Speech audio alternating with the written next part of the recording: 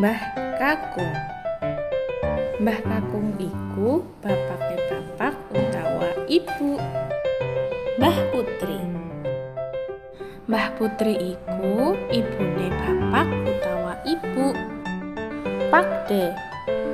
Pakde iku kakange bapak utawa ibu.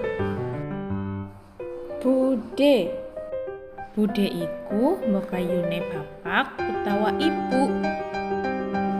Paklik. Paklik iku adine bapak utawa ibu. Bulik. Bulik iku adine bapak utawa ibu.